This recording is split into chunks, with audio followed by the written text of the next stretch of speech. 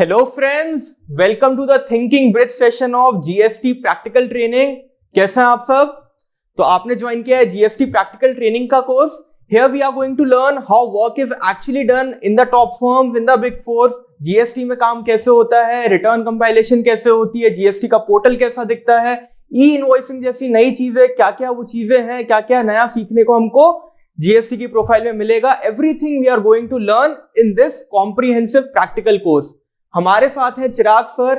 चिराग sir का बहुत ही diversified experience रहा है जीएसटी की प्रोफाइल में। पिछले 8 साल से ज्यादा Chirag sir have worked in the top firms, industries, big fours. और बाकी चिराग सर आप ही बताइए कि क्या क्या चीजें आपने अपने करियर में करने का मौका मिला है आपको। बिल्कुल sir, thank you for the opportunity. Thank you students, आपने ये बैच ज्वाइन किया, काफी अच्छा लगा।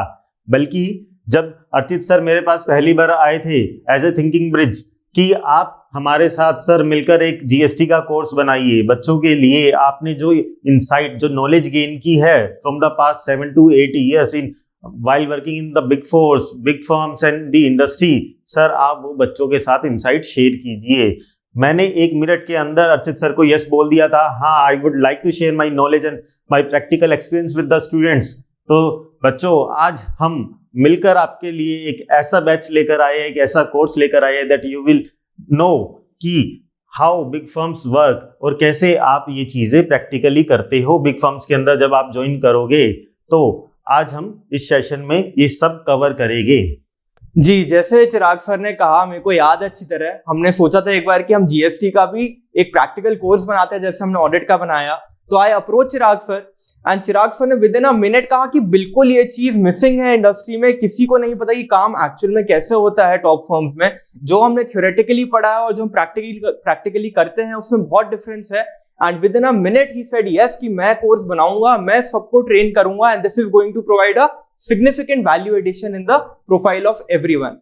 सो सर, आपके भरोसे students, try students to learn maximum out of Chirag sir's knowledge। जितना आप ग्रास्प कर सकते हो, जितना एक्सट्रैक्ट कर सकते हो चिराग सर की नॉलेज से, उतना ट्राई करिएगा। All the very best sir, आपके भरोसे स्टूडेंट्स। मैं बीच में आता रहूंगा, जाता रहूंगा और बाकी चिराग सर कंटिन्यू करेंगे। Thank you very much, bye bye. ठीक है, थैंक यू अर्चित सर।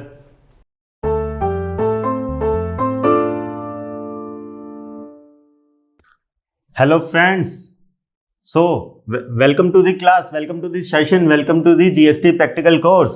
तो आज हम क्या करेंगे, हम GST के बारे में सीखेंगे और इस पूरे कोर्स में हम क्या करेंगे, we would try to gain maximum practical knowledge of the GST course along with their theoretical part। क्योंकि एक बिग फोर के अंदर, एक इंडस्ट्री के अंदर, टॉप 20 फर्म्स के अंदर या लीडिंग ऑर्गेनाइजेशंस के अंदर जीएसटी के अंदर सच में होता क्या है। जीएसटी सिर्फ और सिर्फ प्रैक्टिकल चीजें नहीं होती है, जीएसटी के अंदर होती है एडवाइजरीज। एडवाइजरी में क्या होता है, you should have a good grip around the law. So आपका थियोरेटिकल पार्ट काफी स्ट्रॉन्ग होना चाहिए। So what should we learn, we should learn all the practical things and all the theories as well. So हम इसके अंदर cover करेंगे GST के सभी बेसिक कॉन्सेप्ट्स को। जी सर, बिल्कुल करेंगे। We should be good with the practical and theoretical part too. And हम कवर करेंगे जीएसटी के practical things like GST return filing, GST registration and many more things. बिल्कुल सर, हम जानते हैं ये कोर्स काफी इंटरेस्टिंग होने वाला है। सर बताइए, सबसे पहला कोर्स शुरू करने से पहले मेरा क्वेश्चन है आप लोगों से, व्हाई आर वी हियर। आप और मैं, हम दोनों इस कोर्स में क्यों हैं, आपने ये कोर्स क्यों ज्वाइन किया है और मैंने ये कोर्स आप लोगों के लिए क्यों बनाया है। बिल्कुल सर, ये क्वेश्चन तो बहुत इंपॉर्टेंट लग रहा है। This seems to be very important question. आप बताइए sir, why are we here. So we are here to gain the industry experience which I have gained in the past 7 to 8 years। I will try to give most of the experience and the knowledge. बिल्कुल sir, you will try, हम समझते हैं। So, what is the first thing? Are you industry ready? Yes sir, हमने तभी तो ये course join किया है, to be industry ready, to be in the industry, ताकि हम कोई भी इंटरव्यू देने जाए, किसी भी इंडस्ट्री के अंदर ज्वाइन करना चाहे तो we can tell them that we have gained the practical knowledge, we are industry ready, we are ready to work on the first day of the job। बिल्कुल sir, we want to be industry ready। That's why we have joined this course. Secondly, wanting to make a decisive career choice. बिल्कुल sir, ये भी confusion है, हमारी confusion है, क्या हम GST के अंदर अपना करियर बनाए, करियर परस्यू करें या ना करें, क्या हमें जीएसटी के अंदर जाना चाहिए या नहीं जाना चाहिए, क्या हमें जीएसटी में जो प्रैक्टिकल चीजें बिग फोर में या इंडस्ट्री में होती है, हमें क्या वो कर मजा आएगा, क्या हम इंटरेस्टिंग फील करेंगे, क्या हम पूरी लाइफ वो करना पसंद करेंगे। तो इस कोर्स के थ्रू हम देखना चाहते हैं कि इंडस्ट्री कैसे काम करती है, क्या प्रैक्टिकल चीजें होती है, so that we can make a good decision that we want to join GST field or we don't want to join GST field. बिल्कुल sir, this is also a objective of this course. What is the third and final objective of this course? The final objective is that we want to join Big Four, we want to join leading companies, we want to join top firms. Sir, हमें बड़ी कंपनियां join करनी है जिसके अंदर हम जो भी इंटरव्यू दे हम उन्हें बता सके that we have the skills, we have the knowledge and we have the practical experiences that you want in a candidate. We have a skill over others. ठीक है sir, these are the objectives of this course. So first objective is that we want to be industry ready. Second objective is we want to make a decision. Third objective is we want to be ready for the big firms. बिल्कुल sir, that's why we have joined this course. So, what we will do in this course? यही we will try to meet the objectives. जो objectives हमने previous slide में discuss किए हैं, वही objectives को we will try to meet those objectives. What we will do? We will do the ground practical work. जो आपको day 1 पर, अगर आप इंडस्ट्री ज्वाइन करते हो जीएसटी के अंदर, बिग फर्म्स ज्वाइन करते हो, आपको डे 1 पर बोला जाएगा कि आपको ये करना है, तो वो एक्सपीरियंस जो आपको डे 1 पर करना है काम, वो एक्सपीरियंस आपको आज ही इसी कोर्स में मिलेगा, so that you can be ready. What you will do, you will get a clarity of what? Clarity of the field of the GST, कि जीएसटी की फील्ड कैसी है, जीएसटी में काम कैसा होता है, are we having real interest in GST, real interest in taxation और नॉट. और हम एक स्किल को भी गेन करेगी, जो skill over the other candidates होगी. We would be having the practical skills, practical knowledge and good grip on the concepts, so that we can be better than other candidates in the market. बिल्कुल sir.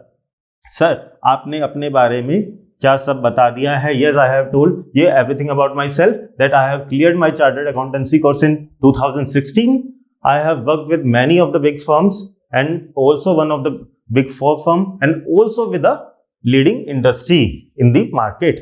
So, and sir, apart from your job and experience, sir, आप क्या करते हो? I like to write articles on the taxation. I write articles on the taxation on GST parts as well, and I do play chess. ठीक है sir, it's good. तो sir, आप course के बारे में बताइए कि कोर्स में क्या क्या होगा, कोर्स को हम किस तरीके से करेंगे, what would be the content of the course. बिल्कुल. सो स्टूडेंट्स, हमने कोर्स को 3 पार्ट में डिवाइड किया है.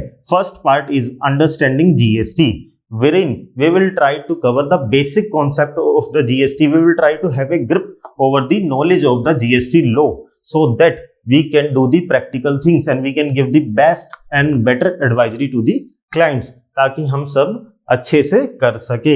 Okay sir, so we will have the understanding of the concept of GST. And then sir, second part में क्या सीखेंगे? Second part में we will have the experience. Second part में we will get the experience, the practical experience, जो आप job में जाकर करने वाले हो, वो वाला एक्सपीरियंस आपको पहले ही दिन अवेलेबल होगा. ठीक है सर, हमें एक्सपीरियंस मिलेगा. इसके अंदर हम जीएसटी की रिटर्न फिल करना भी सीखेंगे, जीएसटी में रजिस्ट्रेशन लेना भी सीखेंगे, जीएसटी की ऑडिट भी सीखेंगे. सर, इसके अंदर हम सारा प्रैक्टिकल एक्सपीरियंस ले लेंगे. बिल्कुल. सो थर्ड पार्ट में हम क्या करेंगे? थर्ड पार्ट में we would cover advance concepts. Advance concept जैसे इंडिया में ई इनवॉइसिंग इंट्रोड्यूस हुआ है sir, that is an advance concept. What are the other things which can be covered in the advance concepts? जो अलग अलग चीजें हैं जिसके ऊपर आप जीएसटी में एडवाइजरी दे सकते हो, प्रैक्टिकली काम कर सकते हो, those will be covered in this part. ठीक है sir, we understand. So majorly understanding of GST में क्या कवर होगा? फर्स्ट पार्ट में कवर होगा जैसा कि बताया, what is GST, how the GST works, what is the benefit of GST, tax, what is the tax structure under GST, tax rates, how the registration can be taken, registration process, what documents are issued under GST, what is the GST common portal, what is the website of GST, okay, what is the concept of input tax credit, time of supply, place of supply, what is composition scheme. So ये सब चीजें जो कि GST का base है, GST को कुछ भी प्रैक्टिकल करने से पहले हमें GST के बेस पर ग्रिप होनी चाहिए, तो हम सभी बेस को सीखेंगे, ठीक है sir.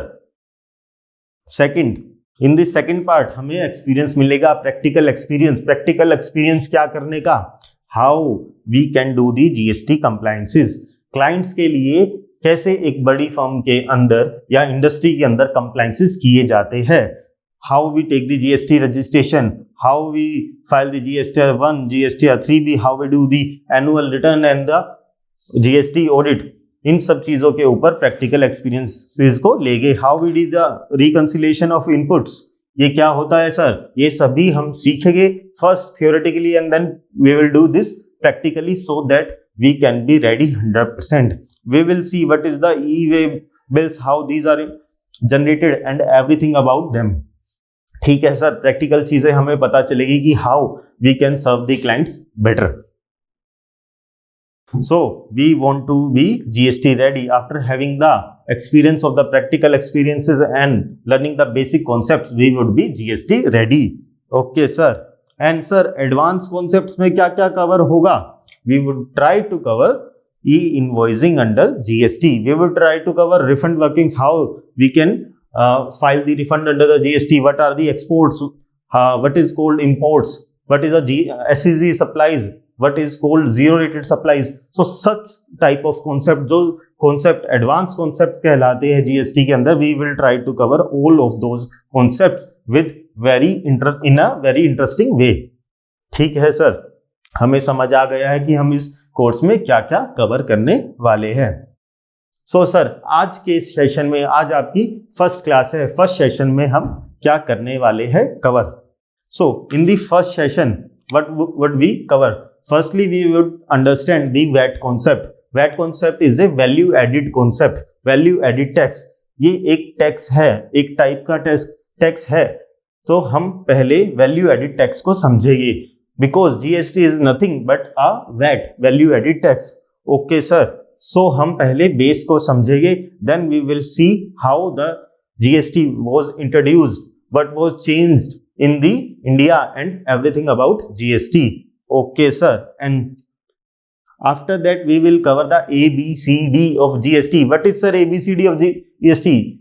In this we would cover the definitions, the major definitions of the things, of the nomenclature used in the GST. So इसके अंदर हम सभी definitions को cover करेंगे. Okay sir, levy of GST. Sir, what is this?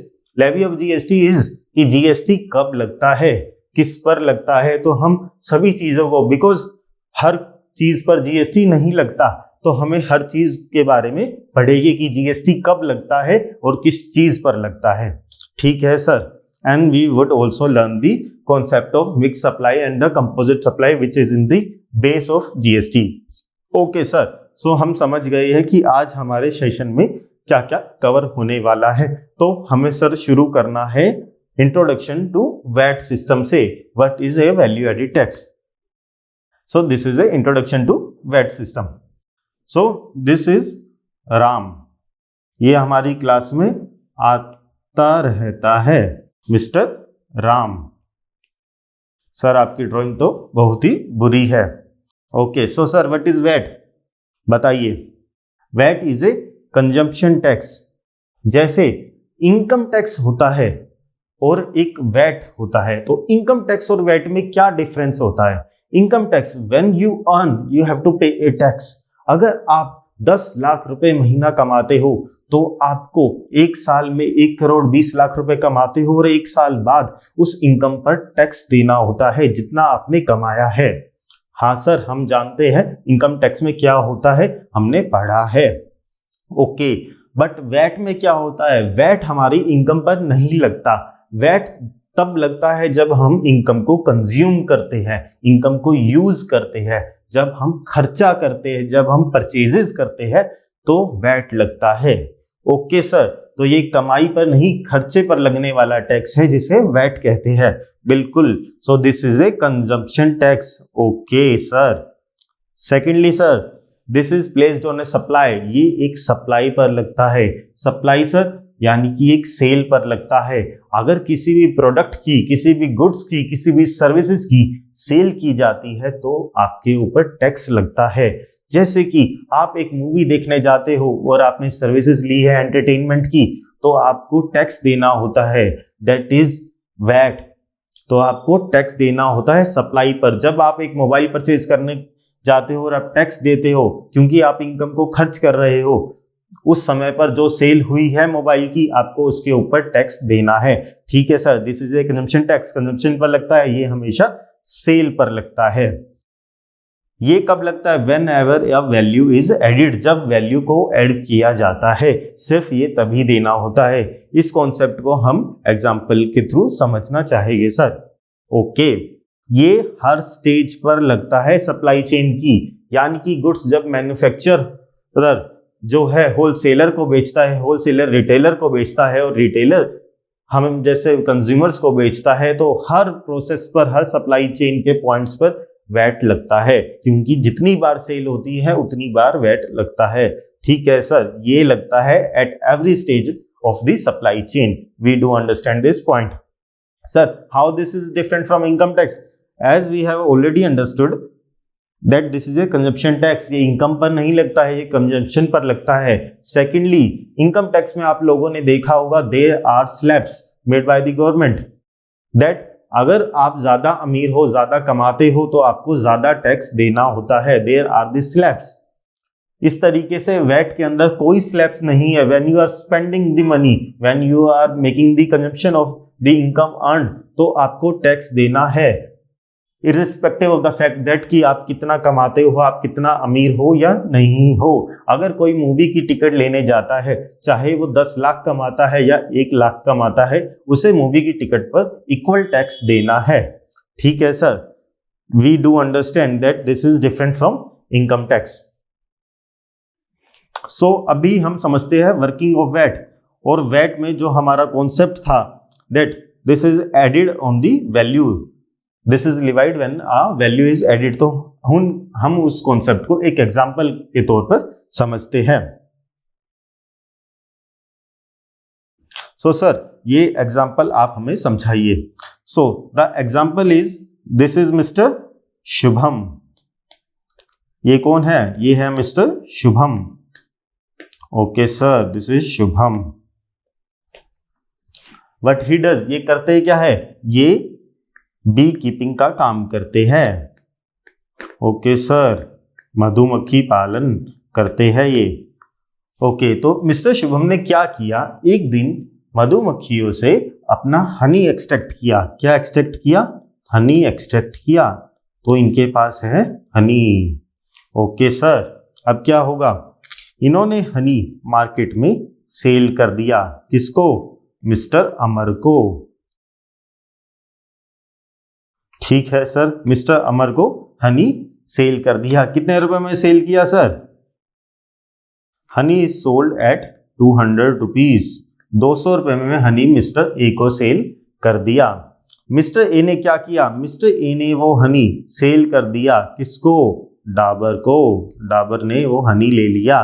कितने रुपए में हनी लिया सर? वो हनी डाबर ने लिया 300 रुपए में। ओके सर, डाबर ने हनी का क्या किया? डाबर ने वो हनी सेल कर दिया मिस नेहा को। किसको सेल कर दिया सर? मिस नेहा को। कितने रुपए में? 500 रुपए में। तो इस केस में सर आपने ये तो बता दिया that this is A supply. Supply कहां से हुई है? मिस्टर शुभम ने मिस्टर अमर को हनी सेल किया, मिस्टर अमर ने डाबर को हनी सेल किया, और डाबर ने मिस नेहा को, जिसने उस हनी को एक्चुअल में कंज्यूम किया।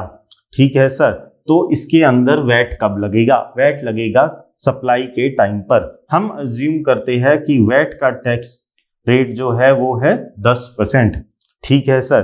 तो जब मिस्टर शिवम मिस्टर अमर को 200 रुपए पर हनी बेच रहे होगे तो कितना टैक्स लगेगा? 20 रुपए का वैट लगेगा 10% से। ये टैक्स कहाँ जाएगा? ये टैक्स जाएगा directly to the government. Government के पास कितना टैक्स आ गया? 20 रुपए। ठीक है सर। जब हनी फर्स्ट टाइम सेल किया मिस्टर शिवम ने मिस्टर अमर को, तो मिस्टर शिवम ने 10% यानी कि 20 रुपए गवर्नमेंट के पास टैक्स डिपॉजिट करवा दिया होगा। अब जब मिस्टर अमर डाबर को ये हनी सेल कर रहे हैं फॉर 300 रुपीज, सो मिस्टर अमर को भी 10% टैक्स देना होगा। बिल्कुल सर, सेल हुई है मिस्टर अमर से मिस्टर हनी को तो 30 रुपए का टैक्स देना होगा। But this is wrong. क्यों सर? आपने ही तो बताया जब भी सेल होती है तो आपको टैक्स देना होता है। बिल्कुल, मैंने बताया कि जब भी सेल होती है तो आपको टैक्स देना होता है, लेकिन मैंने एक चीज और बताई, जब भी सेल होती है आपको टैक्स देना होता है वैल्यू एडिशन के ऊपर। तो मिस्टर अमर ने कितनी वैल्यू एडिशन की? मिस्टर अमर ने ये सेल किया 300 रुपए में और उन्होंने ये खरीदा था 200 रुपए में, तो इनकी वैल्यू एडिशन हुई ओनली 100 रुपीज। बिल्कुल ठीक बात है सर। इन्होंने जितना प्रॉफिट कमाया, जितना वैल्यू एडिशन किया वो था सिर्फ 100 रुपी, तो ये टैक्स देंगे अपना सिर्फ वैल्यू एडिशन के ऊपर यानी कि 10 रुपीज। तो गवर्नमेंट को टैक्स मिला 10 रुपीज फ्रॉम दी अमर। ठीक है सर। अमर ने डाबर को बेच दिया। अब डाबर ने क्या किया? डाबर ने subsequently and eventually miss Neha को एज ए फाइनल कंज्यूमर वो हनी बेच दिया 500 रुपीज में। ठीक है सर। इसमें हम बताएंगे कि कितना टैक्स लगेगा। इसके अंदर वैल्यू एडिशन पर टैक्स लगेगा। What is the value addition? Dabur ने 300 रुपए में खरीदा और मिस नेहा को 500 रुपए में बेचा, तो value addition is 200 rupees and tax would be sir 20 rupees. So government को 20 रुपीज टैक्स और मिल जाएगा। सो गवर्नमेंट को टोटल टैक्स कितना मिला इस पूरे सर्कल में? गवर्नमेंट को टैक्स मिला 50 rupees. 50 rupees is the 10% of the final price. तो गवर्नमेंट को फाइनल प्राइस के ऊपर ही 10% वैट मिला है। बट ये जो वैट है हर सप्लाई चेन के हर पॉइंट पर जितनी बार भी सेल हुई है पार्ट्स में लिया है। गवर्नमेंट ने इस टैक्स को पार्ट्स में लिया है। ओके सर, हमें समझ आ गया है that VAT is a consumption tax जो हमारे एक्सपेंसेस पर लगता है। This is placed on a supply. जब सेल होती है हर सेल पर लगता है, हर पॉइंट ऑफ टाइम पर लगता है, and this is applied only where value is added on the amount of the value addition. ठीक है sir, we do understand the concept of VAT. Okay, so students, now it's your turn to do the VAT system. अब आप VAT system को, VAT की calculation को खुद से करोगे। ओके सर, ये कैसे करना है हमें बता दीजिए। सो स्टूडेंट्स, अभी मैं एक एक्सेल को अपलोड कर रहा हूं सो दैट आप क्लास को अभी पॉज कर दीजिए और इस एक्सेल को डाउनलोड कर लीजिए, या आप अपनी एक्सेल की एक नई शीट भी ओपन कर सकते हैं। इन दैट हम एक एग्जाम्पल लेंगे और उस एग्जाम्पल से वैट के सिस्टम को प्रैक्टिकली करेंगे सो दैट आपको और हमें और ज्यादा क्लियर अंडरस्टैंडिंग हो कि वैट क्या होता है। ठीक है सर, अभी हम इसी एग्जाम्पल को कंटिन्यू करते हैं। सो मिस्टर राम है इधर। मिस्टर राम ने हनी निकाला, हनी प्रोड्यूस किया है, तो उनकी परचेज कॉस्ट क्या है सर? परचेज कॉस्ट है 0। और उन्होंने सेल किया मिस्टर श्याम को कितने रुपए में? 200 रुपए में।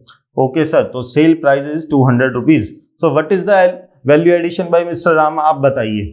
आपने, मैं उम्मीद करता हूं, एक एक्सेल ओपन की है, तो वहां लिखिए purchase cost is 0 and sale price is 200। So what is the value addition? So sir, this is very simple. Value addition is 200 rupees. Their sale cost minus the purchase cost is their value addition. बिल्कुल। And what would the tax? Tax would be 10% of 200 rupees, that is the value added. 20 रुपए sir, बिल्कुल सही। So mister Shyam को जो राम ने हनी बेचा है, mister Shyam की परचेज कॉस्ट कितनी हुई? मिस्टर श्याम की परचेज कॉस्ट है 200 रुपीज। मिस्टर श्याम अब नेहा को वो हनी बेचते हैं कितने में? 300 रुपीज में। So what would be the value addition by mister Shyam? Mister Shyam की सर वैल्यू एडिशन होगी 300 minus 200, value addition would be 100 rupees. So mister Shyam government को कितना टैक्स डिपॉजिट करवाएंगे? मिस्टर श्याम 10 रुपए सर, 10% ऑफ 100 रुपीज डिपॉजिट करवाएंगे। ओके सर, ये हमें समझ आ गया है और हम प्रैक्टिकली साथ में कर रहे हैं। ओके सर, सो क्या मिस नेहा भी हनी को सेल कर रही है? नहीं, मिस नेहा फाइनली कंज्यूम कर रही है हनी को, she is not selling it. Okay sir, हमें समझ आ गया है कि वैट जो है वैल्यू एडिशन पर लगता है। वैल्यू एडिशन को कैलकुलेट करते हैं sale price minus purchase price से और उसके ऊपर टैक्स कैलकुलेट होता है। This is easy. ठीक है सर। अब इसके बाद बच्चों हम एक छोटे से कॉन्सेप्ट को और साथ में लेना चाहेंगे, क्योंकि वैट के साथ हमेशा आईटीसी यानी इनपुट टैक्स क्रेडिट का कॉन्सेप्ट भी होता है, जो एक जीएसटी के अंदर सबसे इंपॉर्टेंट कॉन्सेप्ट है, सबसे ज्यादा जरूरी कॉन्सेप्ट है इनपुट टैक्स क्रेडिट का। सो फाइनली गवर्नमेंट को इस ट्रांजेक्शन के अंदर कितना टैक्स मिला? 20 रुपए मिस्टर राम ने दिया, 10 रुपए मिस्टर श्याम ने दिया, टैक्स मिला गवर्नमेंट को 30 रुपीज। जी सर, अब हम समझते हैं इनपुट टैक्स क्रेडिट को। इनपुट टैक्स क्रेडिट क्या होता है? जब फर्स्ट सेल मिस्टर राम ने मिस्टर श्याम को की तो कितना टैक्स मिस्टर राम ने पे किया? मिस्टर श्याम ने पे किया, क्योंकि जो वैल्यू एडिड टैक्स होता है वो मिस्टर राम जो है मिस्टर श्याम से ही कलेक्ट कर लेंगे और गवर्नमेंट को डिपॉजिट करवा देंगे। ये मिस्टर राम अपनी जेब से, अपनी पॉकेट से पे नहीं करने वाले हैं। तो इस फर्स्ट सेल के अंदर जो मिस्टर राम ने मिस्टर श्याम को सेल की है, इस सेल के अंदर कितना टैक्स गवर्नमेंट को डिपॉजिट हुआ? 20 रुपीज। तो मिस्टर राम ने 20 रुपए गवर्नमेंट को टैक्स डिपॉजिट करवाया। क्या मिस्टर राम ने कुछ परचेजेस की थी? नहीं परचेज की थी, तो उनके पास इनपुट टैक्स क्रेडिट नहीं होगा सर। तो उन्होंने मिस्टर राम ने गवर्नमेंट को कितना कैश पे किया? कैश पे किया 20 रुपीज। ओके सर, समझ आ गया है। और जब सेकंड सेल हुई, जब मिस्टर श्याम ने मिस नेहा को सेल किया, मिस्टर श्याम ने जब मिस नेहा को हनी 300 रुपए में सेल किया, तो कितना गवर्नमेंट को टैक्स दिया होगा? 30 रुपीज टैक्स दिया होगा सर। 30 रुपीज सर, लेकिन टैक्स तो वैल्यू एडिशन पर दिया जाता है और मिस्टर श्याम की वैल्यू एडिशन सिर्फ 10 रुपए थी। यस, टैक्स तो है सिर्फ वैल्यू एडिशन पर दिया जाता है, लेकिन एक कॉन्सेप्ट है इनपुट टैक्स क्रेडिट का। वो कॉन्सेप्ट क्या कहता है? आप जो टैक्स गवर्नमेंट को डिपॉजिट करवा रहे हो सेल प्राइस पर करवाओ। तो हम 10% डिपॉजिट करवाएंगे सेल प्राइस का। अगर मिस्टर श्याम ने मिस नेहा को हनी 300 रुपए में बेचा है, तो हम जो टैक्स डिपॉजिट करवाएंगे that would B 30 rupees. Sir, ये तो वैल्यू एडिशन का कॉन्सेप्ट ही गलत हो गया। वैल्यू एडिशन का कॉन्सेप्ट गलत नहीं हुआ, क्यों? क्योंकि जो टैक्स मिस्टर श्याम ने मिस्टर राम को पे किया था और मिस्टर राम ने उसी टैक्स को जो गवर्नमेंट को डिपॉजिट करवाया था, उन 20 रुपए का मिस्टर श्याम को क्या मिलेगा? मिस्टर श्याम को मिलेगा input tax credit. Sir, input tax credit तो मिलेगा। ये क्या है? ये एक असेट है, ये बुक्स के अंदर असेट्स है। ये मिस्टर श्याम के लिए एक असेट है। जब उसने मिस्टर राम को ये 20 रुपए पे कर दिए और मिस्टर राम ने उसे गवर्नमेंट को डिपॉजिट करवा दिया, तो मिस्टर श्याम इसे एज एन असेट ट्रीट कर सकते हैं। वो हमेशा बता सकते हैं गवर्नमेंट को कि मैं 20 रुपए टैक्स ऑलरेडी दे चुका हूं इस ट्रांजेक्शन के ऊपर। आपको अभी जो टैक्स मिलेगा सिर्फ वैल्यू एडिशन पर ही मिलेगा। अगर आपने टैक्स कैलकुलेट भी किया है मेरे सेल प्राइस पर विच इज 30 रुपीज, आपको जो मैं टैक्स दूंगा that would B sale price के ऊपर कैलकुलेटेड टैक्स माइनस में इनपुट टैक्स क्रेडिट। तो मैं आपको कैश पेमेंट करूंगा गवर्नमेंट को 10 रुपीज ओनली। ठीक है सर। तो इस केस में भी गवर्नमेंट को कितना पैसा मिला? गवर्नमेंट को इस केस में भी टोटल टैक्सेस मिले हैं 30 रुपीज। ठीक है सर, हमें समझ आ गया है। क्या कॉन्सेप्ट है वैट का? वैट का कॉन्सेप्ट है टैक्स जो लगेगा सिर्फ वैल्यू एडिशन पर लगेगा, लेकिन इनपुट टैक्स क्रेडिट के कॉन्सेप्ट के साथ जब हम वैट के कॉन्सेप्ट को जोड़ते हैं तो क्या निकल कर आता है?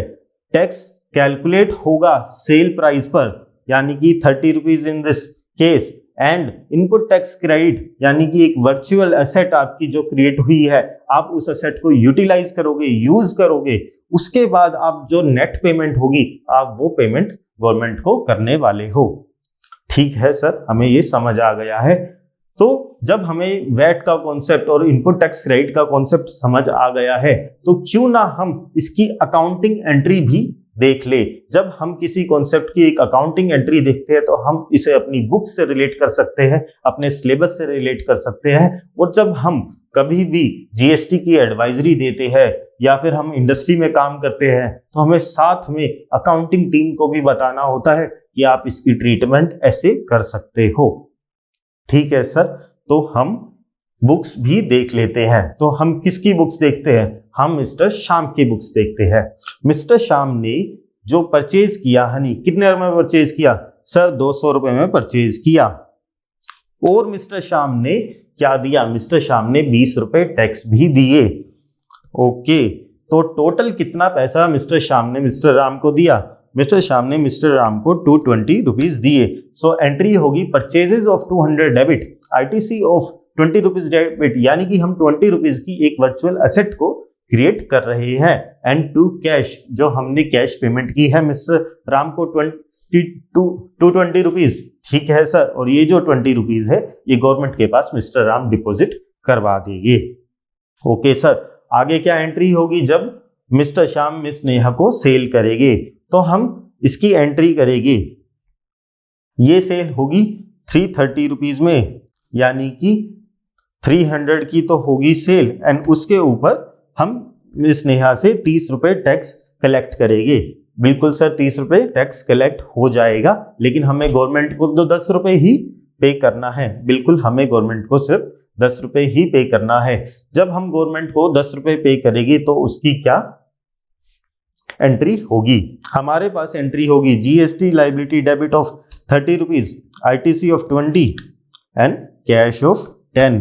सो हमने जो गवर्नमेंट को पे किया कैश में वो सिर्फ 10 रुपए की पेमेंट की। हमारे पास 30 रुपए की लाइबिलिटी क्रिएट हो गई थी जो हमने नेहा से कलेक्ट की थी, लेकिन हमने उस पूरी लाइबिलिटी को गवर्नमेंट को पे नहीं किया। हमने उस लाइबिलिटी को सेट ऑफ किया है। किससे सेट ऑफ किया है? जो हमारे पास एक वर्चुअल एसेट क्रिएटेड थी, जो आईटीसी था, जो इनपुट टैक्स क्रेडिट था, हमने उससे सेट ऑफ किया है। बिल्कुल सर, तो हम गवर्नमेंट को कितना टैक्स देंगे? 20 रुपीज, और mister Ram 10 rupees, and mister Ram कितना टैक्स देगा? 20 रुपीज। तो गवर्नमेंट को अपना पूरा टैक्स यानी कि 30 रुपीज टैक्स कलेक्ट हो जाएगा। सो प्लीज स्टूडेंट्स, इस एक्सेल को डाउनलोड कर लीजिए या आप अपने आप बना लीजिए, और अलग अलग वैल्यू एडिशन के एग्जांपल्स लेकर और अकाउंटिंग एंट्रीज को लेकर इस कॉन्सेप्ट को क्लियर कर लीजिए, because this is the very base concept of GST. ठीक है सर, हमें जीएसटी का कॉन्सेप्ट, वैल्यू एडिशन का कॉन्सेप्ट, हमें इनपुट टैक्स क्रेडिट का कॉन्सेप्ट बिल्कुल क्लियर है।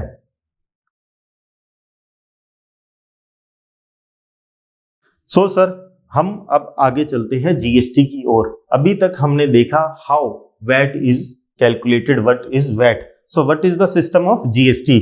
उससे पहले हम जीएसटी के इंट्रोडक्शन की बात करते हैं। जब जीएसटी इंट्रोड्यूस हुआ, जीएसटी कब इंट्रोड्यूस हुआ बच्चों? बताओ बताओ बताओ। जीएसटी इंट्रोड्यूस हुआ था 1 जुलाई 2017 को। तो जिस दिन ये इंट्रोड्यूस हुआ था, ये बहुत ही शोर शराबे के साथ इंट्रोड्यूस हुआ था। ये काफी एक ऐसा टैक्स था जिसे पूरे नेशन ने एक साथ सेलिब्रेट किया था। Introduction of GST was celebrated with the nation. So ये कैसे इंट्रोड्यूस हुआ था पार्लियामेंट के अंदर, आओ हम एक वीडियो के थ्रू देखते हैं। May I request the Honorable Rashtrapati ji and the Prime Minister and other dignitaries to come up and press the button and officially launch the GST.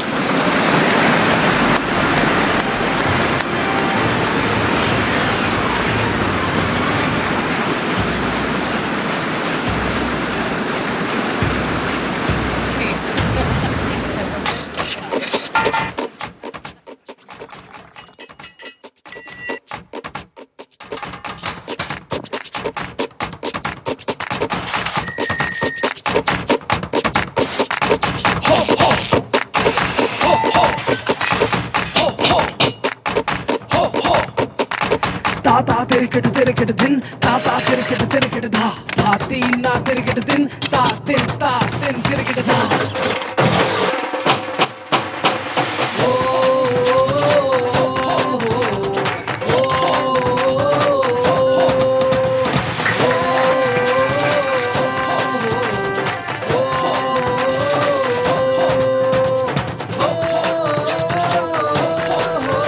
गरीबों का उद्धार, तेज विकास, जीएसटी से। GST, good and simple tax.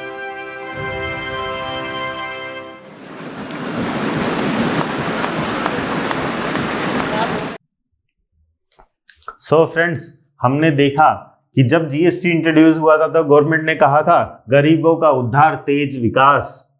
क्या मतलब हुआ? Good and simple tax. तो क्या ये सच में हुआ है? क्या इंडिया में सच में गरीबों का उद्धार हुआ है और तेज विकास हुआ है? क्या ये सच में एक गुड और सिंपल टैक्स है?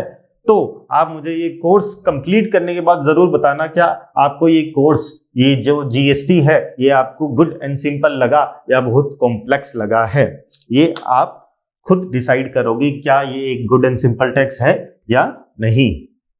सो हम क्लास को आगे बढ़ाते हैं, जिसके अंदर हम जीएसटी के इंट्रोडक्शन पर जो चेंजेस हुए थे उसको समझने की छोटा सा ट्राई करते हैं। सो जीएसटी से पहले जब जीएसटी इंट्रोड्यूस हुआ था, जो सेंट्रल गवर्नमेंट है वो कुछ टैक्सेस लगाती थी। कौन से टैक्सेस थे वो? जैसे कि टैक्सेस थे सर्विस टैक्स, सेंट्रल एक्साइज, इस टाइप के टैक्सेस लगाया करती थी। कौन लगाती थी? सेंट्रल गवर्नमेंट इस टाइप के टैक्सेस लगाया करती थी। और जो स्टेट गवर्नमेंट थी, हर स्टेट की जो अलग अलग गवर्नमेंट है वो अलग अलग रूल्स बनाती थी, अलग अलग टैक्सेस लगाती थी। हर स्टेट अपने टैक्स पेयर्स के लिए अलग अलग टैक्सेस लगाती थी, जैसे कि value added tax, sales tax लगाती थी, परचेज टैक्स लगाती थी, लग्जरी टैक्स लगाती थी, एंट्री टैक्स लगाती थी, tax on lottery, batting, gambling, entertainment tax. इस टाइप के टैक्सेस स्टेट गवर्नमेंट के पास लगाने की पावर थी और अलग अलग स्टेट अलग अलग टैक्सेस को लगाया करती थी। ठीक है सर, हमने तो सुना था जब जीएसटी आया तो सभी टैक्सेस को मर्ज कर दिया गया। बिल्कुल, जब ये सेंट्रल गवर्नमेंट के टैक्सेस और स्टेट गवर्नमेंट के टैक्सेस को जोड़ दिया गया तो क्या बना? तो बना जीएसटी। तो जीएसटी जब मार्केट में आया तो इन सभी टैक्सेस को, सर्विस टैक्स को, सेंट्रल एक्साइज को, सेल्स टैक्स, एंट्री टैक्स और सभी एंटरटेनमेंट टैक्स, प्रोफेशनल टैक्स, सभी टैक्सेस को मर्ज कर दिया गया और एक सिंगल टैक्स बनाया गया। तभी जब जीएसटी इंट्रोड्यूस हुआ, एक मिशन आया था, वन नेशन वन टैक्स। तो वन नेशन वन टैक्स के कॉन्सेप्ट को देखते हुए जीएसटी को इंट्रोड्यूस किया गया इंडिया के अंदर। ठीक है सर।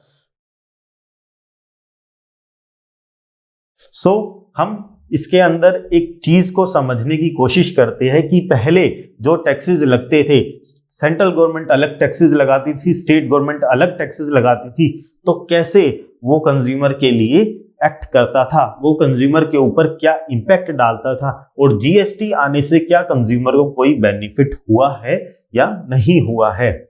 जब एक गुड्स मैन्युफैक्चर होता था प्री जीएसटी रिजीम में, कब? प्री जीएसटी रिजीम में जब एक गुड्स मैन्युफैक्चर होता था तो लगती थी सेंट्रल एक्साइज ड्यूटी। समझ लिए 100 रुपये का गुड्स मैन्युफैक्चर हुआ और उसके ऊपर 50 रुपये सेंट्रल एक्साइज ड्यूटी लगी। So price would be 150 rupees. ठीक है सर, 150 रुपीज आपका प्राइस हो गया। ये प्राइस जब होलसेलर के पास आता था 150 रुपीज, यानी कि जब मैन्युफैक्चर होलसेलर को सेल करता था 150 रुपीज में, तो इसके ऊपर लगता था वैट। 150 रुपीज के ऊपर अगर हम 50% का रेट लगाए तो 75 रुपी वैट लगता था। टोटल रुपी होता था 225। सो होलसेलर की कॉस्ट थी 225, कंज्यूमर की कॉस्ट का आप आइडिया लगा लीजिए। लेकिन जब ये जीएसटी में मर्ज हुए सारे टैक्सेस, तो टैक्स कैसे लगता था? 100 रुपी पर कितना टैक्स लगेगा आप बताओ? 50% के रेट से 50 रुपीज। मैन्युफैक्चर कितने में सेल करेगा होलसेलर को? 150 रुपीज में। इस केस में, जीएसटी के केस में कितनी कॉस्ट हुई होलसेलर की? 150 रुपीज। तो पहले और बाद के सिनेरियो में क्या डिफरेंस आया? पहले मैन्युफैक्चरिंग पर लगती थी अलग से एक्साइज ड्यूटी, सेल पर लगता था अलग से सेल्स टैक्स। अभी क्या लगा? एक सिंगल जीएसटी। ओहो सर, पहले टैक्स पर भी टैक्स लगता था। पहले टैक्स वैल्यू को बढ़ा देती थी एंड देन बढ़ी हुई वैल्यू पर भी टैक्स लगता था। इस टैक्स के ऊपर टैक्स लगने के सिनेरियो को, वैल्यू को बढ़ने को बोलते हैं कास्केडिंग ऑफ टैक्सेस। पहले होता था कास्केडिंग ऑफ टैक्सेस। टैक्स के ऊपर टैक्स लगता था। अब जीएसटी लगता है। अगर होलसेलर आगे सेल करेगा तो वो सिर्फ अपनी वैल्यू एडिशन पर टैक्स देगा। ठीक है सर, हमें समझ आ गया है। पहले होती थी कास्केडिंग, क्योंकि पहले क्या कॉन्सेप्ट नहीं था, इनपुट टैक्स क्रेडिट का कॉन्सेप्ट वाइड स्प्रेड नहीं था। जब सेंट्रल एक्साइज का आप क्रेडिट नहीं ले सकते थे वैट के अंदर, क्योंकि सेंट्रल एक्साइज जो है सेंट्रल गवर्नमेंट लगाती थी और वैट जो है यानी कि सेल्स टैक्स जो है वो स्टेट गवर्नमेंट लगाती थी, तो वहां इनपुट टैक्स क्रेडिट का सिस्टम नहीं था, तो टैक्स एक परचेजर की कॉस्ट में ऐड हो जाता था और वो कास्केडिंग ऑफ टैक्सेस का इंपैक्ट देता था। ठीक है सर, कास्केडिंग ऑफ टैक्सेस होती थी जो बंद हो गई है। हमें बेसिक्स पता चले है कि क्यों GST one nation one tax कहलाता है और क्यों ये देश की वृद्धि के लिए, देश की स्पीड के लिए, ग्रोथ स्पीड के लिए अच्छा है। ठीक है, तो हम जीएसटी के बेस स्ट्रक्चर की बात करते हैं कि जीएसटी का बेस स्ट्रक्चर क्या है, यानी कि जीएसटी में टैक्स के रेट्स क्या है। क्योंकि पहले जो टैक्स के रेट्स होते थे अलग अलग होते थे। सर्विस टैक्स में 12%, 14% का रेट होता था, वैट के अंदर 2% भी था, 20% भी था, सेंट्रल एक्साइज में 14%, 20%, हर तरह के रेट्स होते थे। तो जीएसटी ने क्या परसेंटेज रखी है? जीएसटी के अंदर रेट को 5 पार्ट्स में डिवाइड किया है। तो गवर्नमेंट कहती है कि मैं पूरी गुड्स को, पूरी सर्विसेज को, सबको 5 पार्ट्स में डिवाइड करती हूं और 5 तरह के रेट्स बताती हूं। तो जो भी एग्रीकल्चर रिलेटेड आइटम थे या सोशल लाइफ या इकोनॉमिक लाइफ की इंपॉर्टेंस के लाइफ थे, जो आपके डे टू डे रूटीन की इंपॉर्टेंट थिंग्स थी, उन्हें गवर्नमेंट कहती है मैं 0% पे टैक्स करूंगी, टैक्स फ्री करूंगी। इसमें कौन से आइटम्स आते हैं? जैसे कि मिल्क जो हम डेली कंज्यूम करते हैं, जैसे कि बच्चों की बुक्स, अगर वो कलर बुक खरीदते हैं, ड्राइंग बुक खरीदते हैं, तो these are exempt under GST.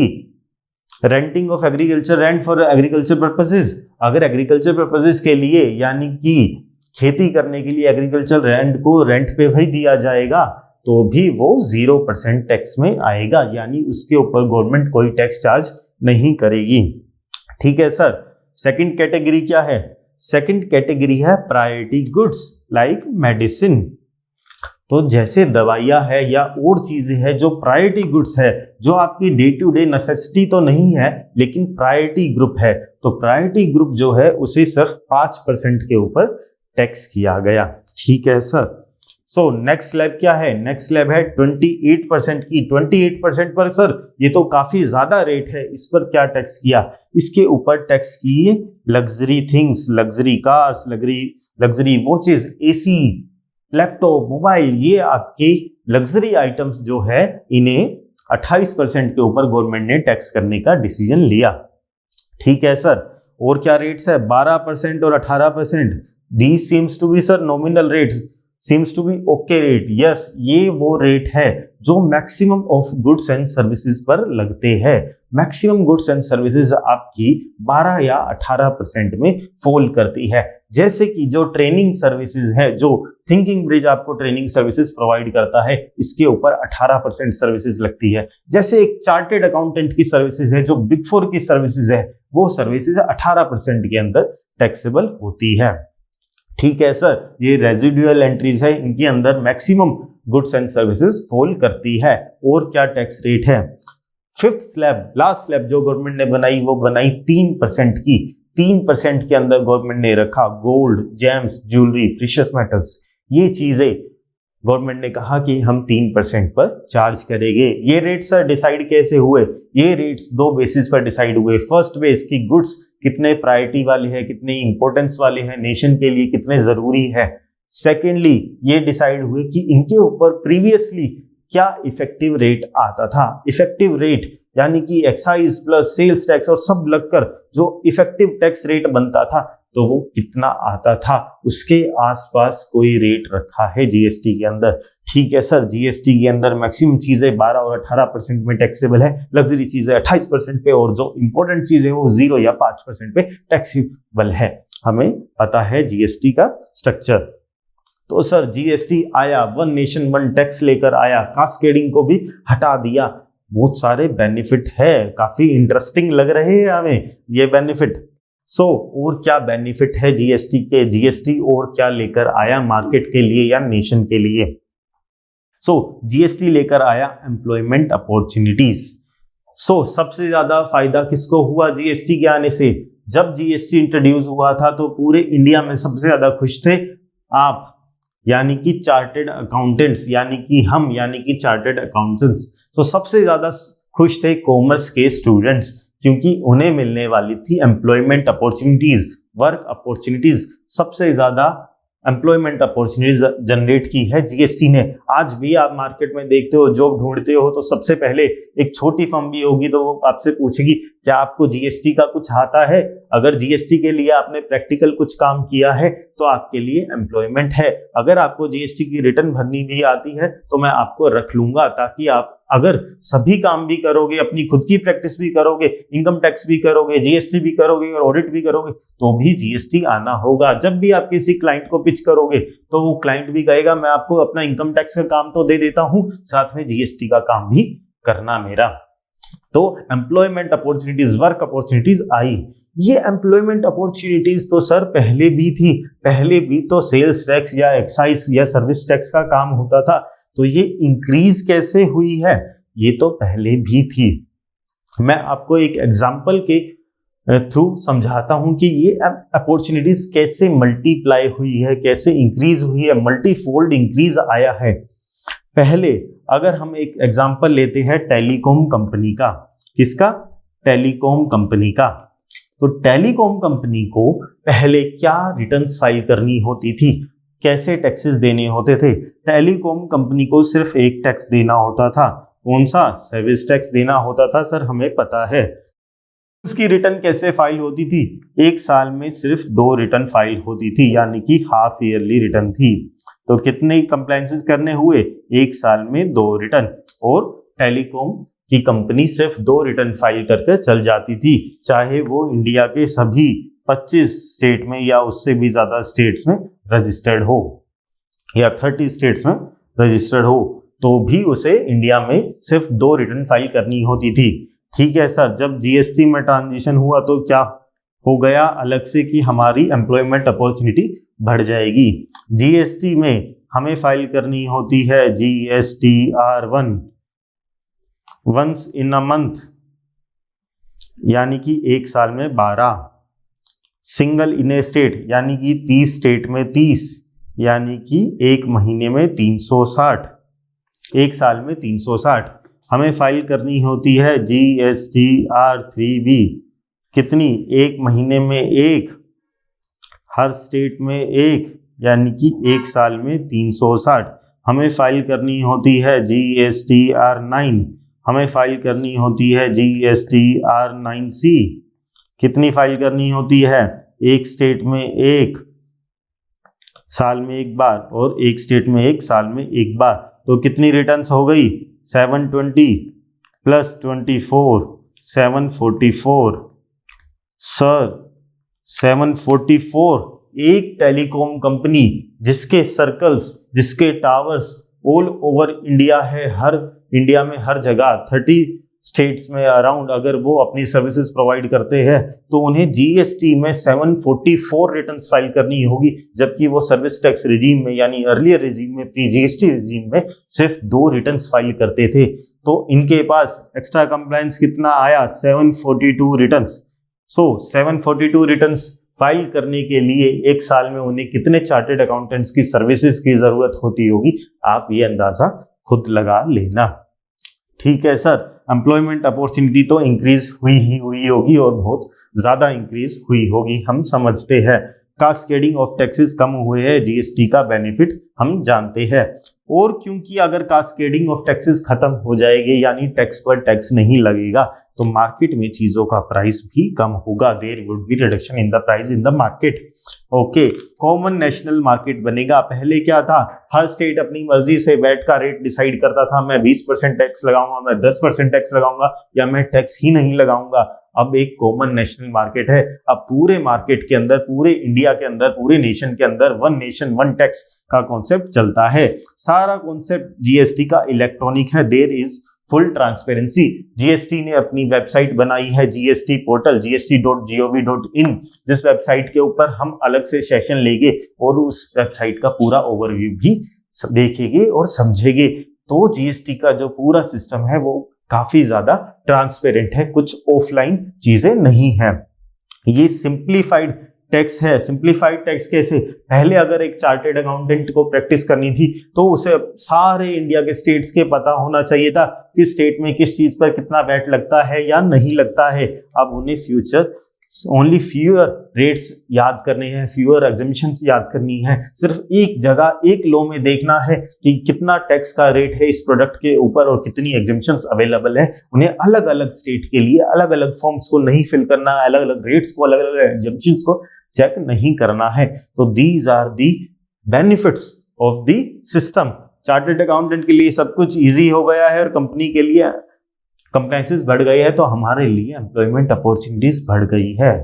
बिल्कुल सर, तो जीएसटी तो काफी इंटरेस्टिंग साउंड कर रहा है।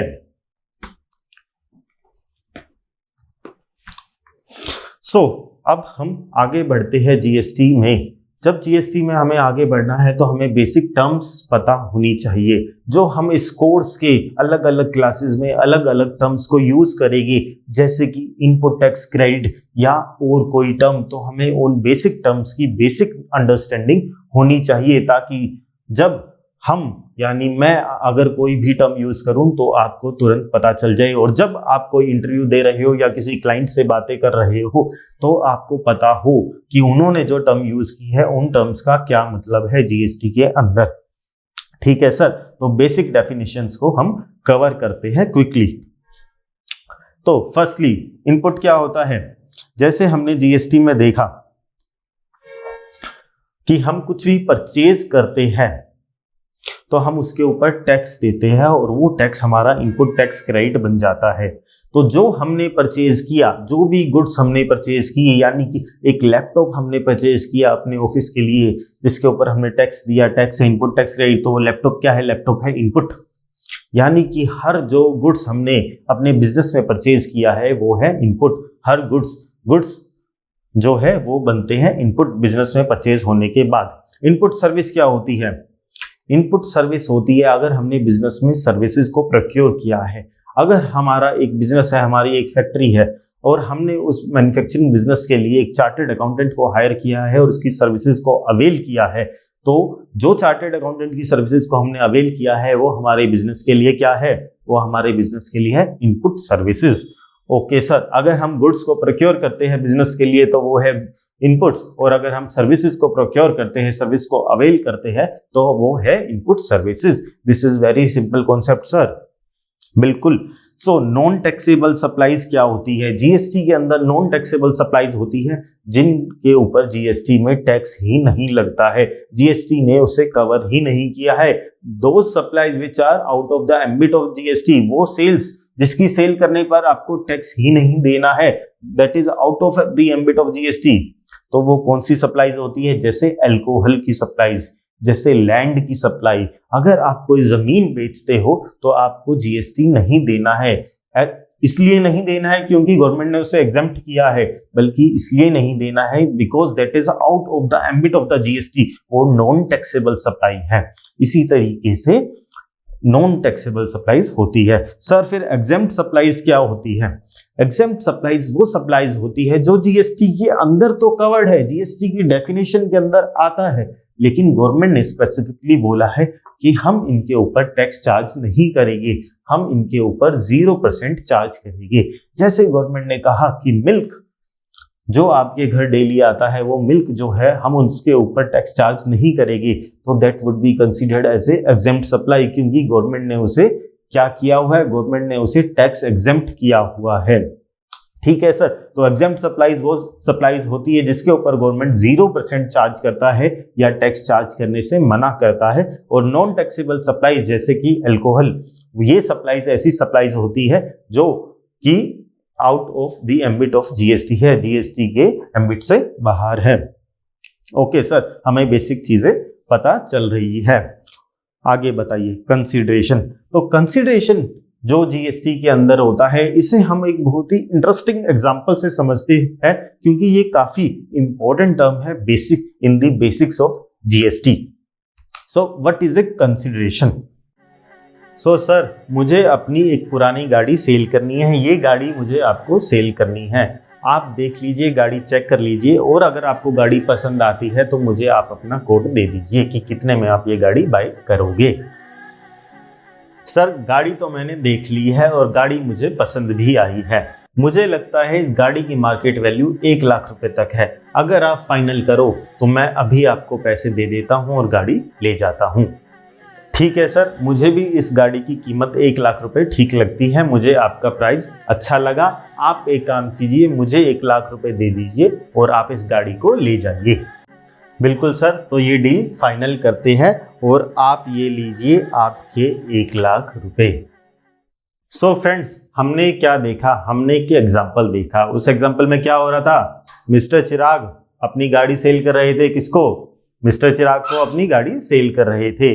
और जब गाड़ी सेल हो गई और जब गाड़ी के ऊपर प्राइस नेगोशिएशन फाइनल हो गया तो जो बायर थे मिस्टर चिराग, बायर मिस्टर चिराग ने क्या दिया? बायर मिस्टर चिराग ने दिए 1 लाख रुपए। तो वो 1 लाख रुपए क्या है? ये ही हमारी कंसीडरेशन है दोस्तों। मैं आपको बताता हूं, ये जो 1 लाख रुपए मिस्टर चिराग यानी कि जो बायर है, बायर ने सेलर को दिए, ये कंसीडरेशन है। कंसीडरेशन किस चीज की है? गाड़ी की कंसीडरेशन। बायर ने क्या बाय किया? बायर ने बाय की है गाड़ी। और बायर ने दिया क्या गाड़ी के बदले में? जो बदले में दिया, दैट इज कंसीडरेशन। तो बायर ने गाड़ी के बदले में कैश दिया, 1 लाख रुपए दिए, तो कंसीडरेशन है। अगर बायर जो है उन 1 लाख रुपए की जगह अपना पुराना आईफोन या अपना नया आईफोन भी दे देते, कहते कि इस एक मोबाइल की वैल्यू मार्केट में 1 लाख रुपए है, तो हम एक काम करते हैं, आप मुझे गाड़ी दे दीजिए लेकिन मैं बदले में आपको आईफोन देता हूं मेरा। तो क्या डील फाइनल समझे? और वो डील भी फाइनल अगर हो जाती तो गाड़ी की कंसीडरेशन क्या होती? गाड़ी की कंसीडरेशन होती मोबाइल फोन, एप्पल का मोबाइल फोन। तो गाड़ी की कंसीडरेशन वो होगी जो भी बदले में दिया गया। अगर कैश दिया गया तो गाड़ी की कंसीडरेशन है कैश, और अगर मोबाइल फोन दिया गया तो गाड़ी की कंसीडरेशन है मोबाइल फोन। ठीक है सर, हम इस कॉन्सेप्ट को समझ गए हैं कि जो भी बायर सेलर को पे करता है तो उसे हम बोलते हैं कंसीडरेशन, चाहे वो कैश में हो या काइंड में हो। बिल्कुल सर, ऐसा ही है। सो हमें कंसीडरेशन का पार्ट समझ आ गया है। अब हमें बाकी की छोटी छोटी डेफिनेशंस भी जल्दी से बता दीजिए। तो हमारी और क्या डेफिनेशन है? गुड्स। जीएसटी में गुड्स क्या होते हैं? गुड्स वो होते हैं जो टेंजिबल एसेट्स होते हैं, जिसे हम देख सकते हैं, जिसे हम टच कर सकते हैं, जिसे हम फील कर सकते हैं। जैसे ये जो लैपटॉप है, इसे मैं टच कर सकता हूं, मैं देख सकता हूं, तो ये क्या है? ये गुड्स है। गुड्स हमेशा जीएसटी में मूवेबल प्रॉपर्टी होती है।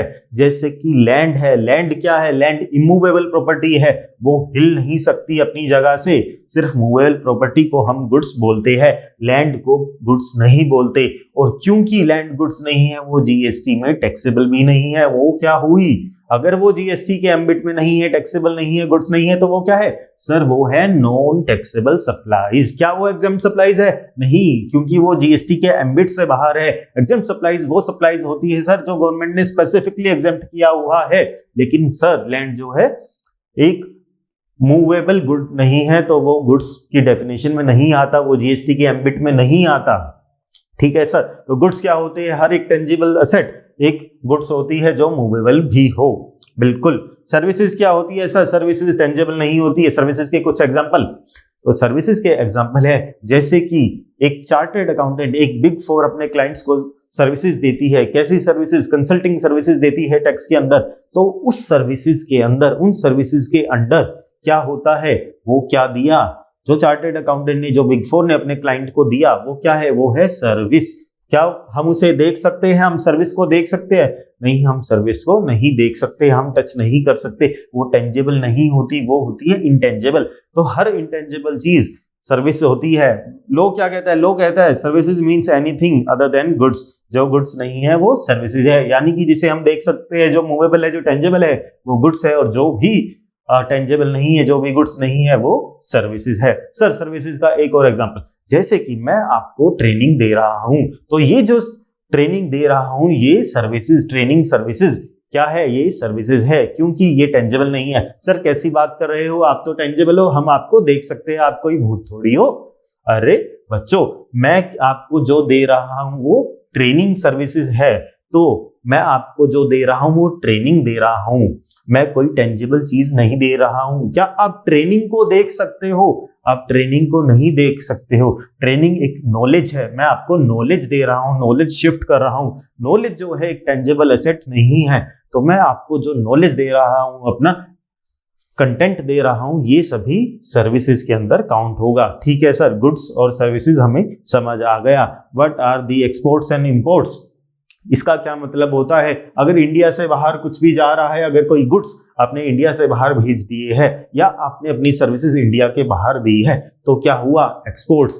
और अगर आपने अपनी सर्विसेज इंडिया के अंदर दी है, यानी कि आपने बाहर से सर्विसेज इंडिया के अंदर मंगवाई है या बाहर से कोई गुड्स इंडिया के अंदर मंगवाए हैं, आपने ऑनलाइन जाकर कुछ यूएसए की वेबसाइट से ऑर्डर कर दिया और आपके घर पर आ गया, तो क्या हुआ? गुड्स इंपोर्ट हुए हैं from outside India to inside India, goods आए हैं बाहर से इंडिया के अंदर, तो क्या हुआ है? इंपोर्ट हुआ है। और अगर आप कोई सर्विसेज भी, यानी कि आप ऑनलाइन कंसल्टिंग सर्विसेज लेते हो किसी डॉक्टर से, अमेरिका के डॉक्टर से अपने घर बैठकर वीडियो कॉल से सर्विसेज लेते हो, तो क्या हुआ है?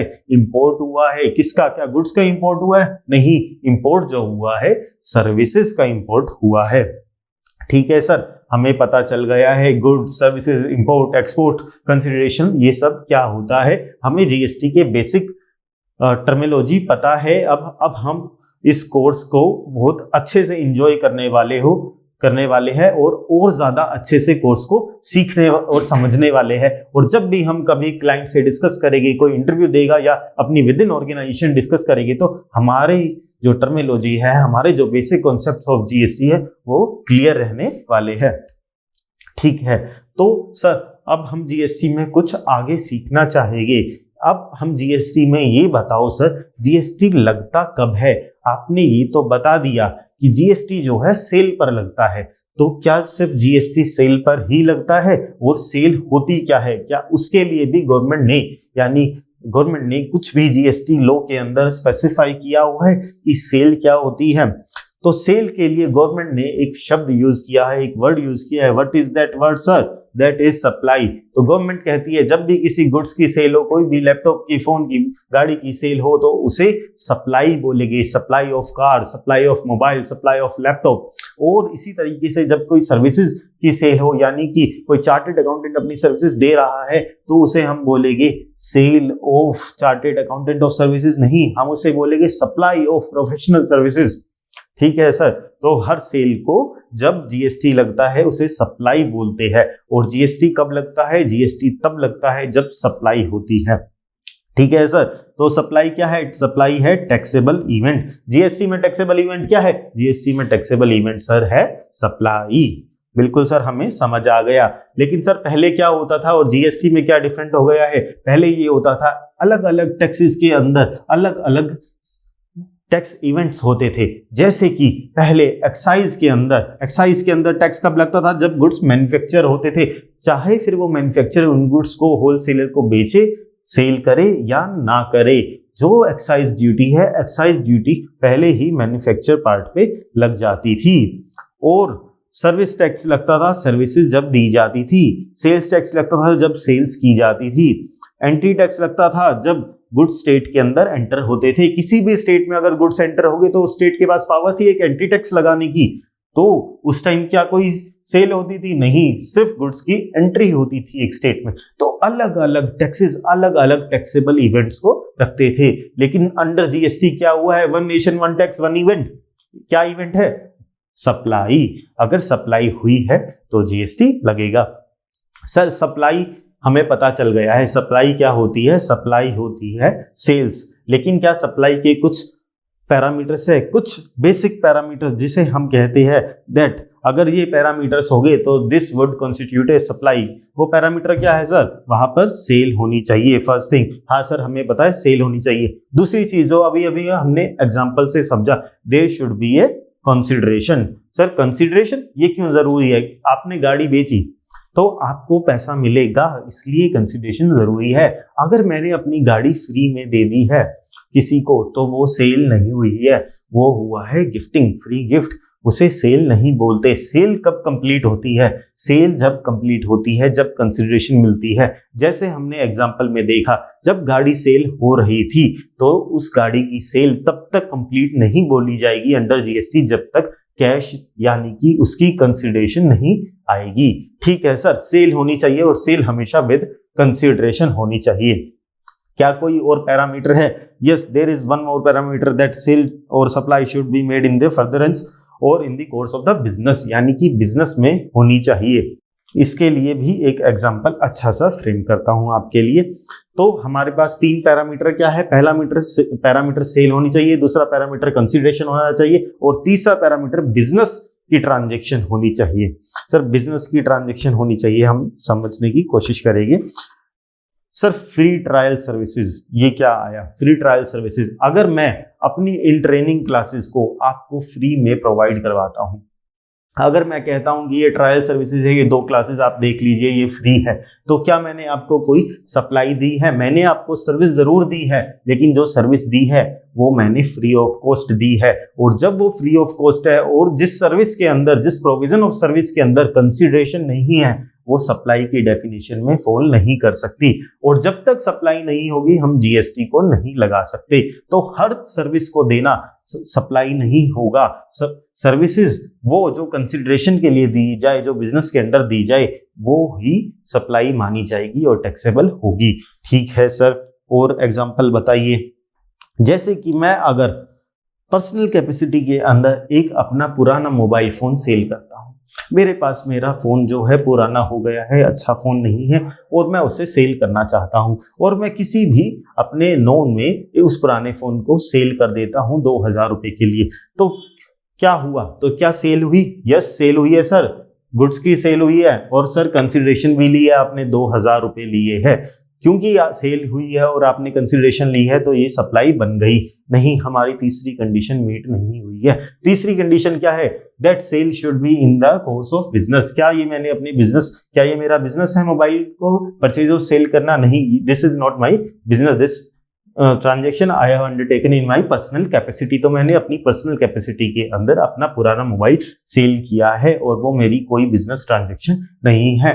तो क्या ये सप्लाई की डेफिनेशन में आएगा? If there is a sale and there is a consideration, this would not be considered in the definition of supply, क्योंकि ये in the course of business नहीं हुआ है। ठीक है सर, हम समझ गए हैं। अगर सप्लाई यानी कि टैक्स लगाना है तो 3 कंडीशंस मीट होनी चाहिए। There should be a sale, there should be consideration for that sale and there should be that transaction should be in the course or furtherance of the business, business के अंदर होनी चाहिए। तो ये हमें आ गया है। तो जैसे कि मैंने आपको बताया सप्लाई क्या होती है। सप्लाई किसी भी चीज को सेल को बोलते हैं जिसके अंदर कंसिडरेशन भी हो और इन दी बिजनेस भी हो। इसे this includes barter and exchange of goods. जैसे मैंने एग्जांपल दिया कि अगर गाड़ी के बदले में आईफोन भी आता तो भी एक्सचेंज ऑफ 2 गुड्स होते और उसे भी कंसिडरेशन बोला जाता, तो दे इज ए कंसिडरेशन। तो एक अगर सप्लाई हुई और कंसिडरेशन आई, चाहे वो काइंड में हो, चाहे वो गुड्स में हो, चाहे गुड्स को एक्सचेंज किया जाए, तो भी वो सप्लाई होगी। बिल्कुल सर। सो सर ये क्या है? शेड्यूल 1, शेड्यूल 2, शेड्यूल 3, ये भी जीएसटी के कुछ बेसिक कॉन्सेप्ट के अंदर है जिसके ग्रिप हमारी काफी स्ट्रॉन्ग होनी चाहिए ताकि हम क्लाइंट को एडवाइजरी बिल्कुल सही से और सही समय पर और बिना गलती के दे सके। तो ये क्या कॉन्सेप्ट है सर, हमें बताइए।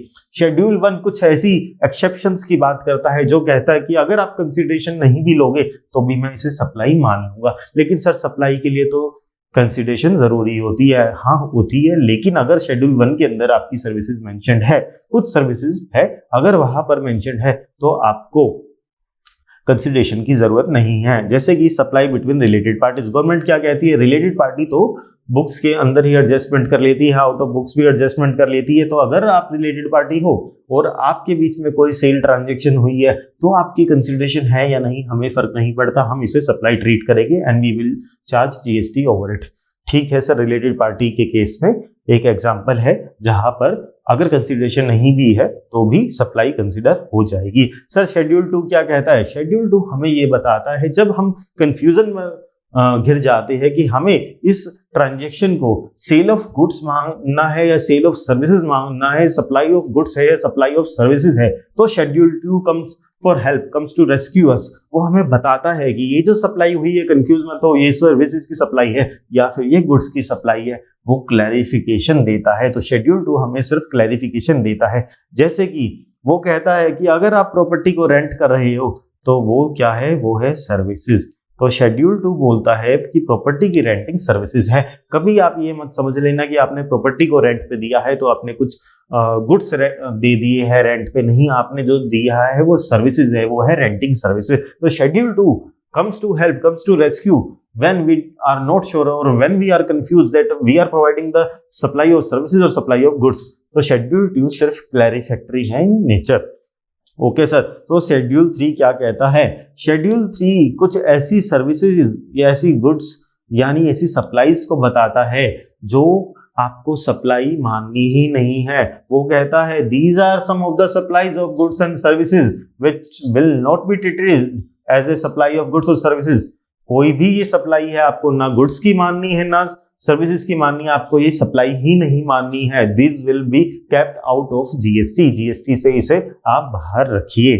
ठीक है सर, तो ये कौन सी होती है? जैसे एग्जांपल सेल ऑफ लैंड, तो शेड्यूल 3 कहता है जो सेल ऑफ लैंड से जीएसटी से बाहर रखिए, मैं क्लैरिफिकेशन दे रहा हूं। Services by an employee to the employer in the course of employment, जो भी अगर एक एम्प्लॉय सर्विसेज दे रहा है, अगर आप बिग 4 के लिए काम कर रहे हैं और आप बिग 4 को सर्विसेज दे रहे हैं, अपनी सर्विसेज दे रहे हैं और आपको उसके बदले में क्या मिल रहा है? कंसिडरेशन। कंसिडरेशन में क्या मिल रही है? सैलरी।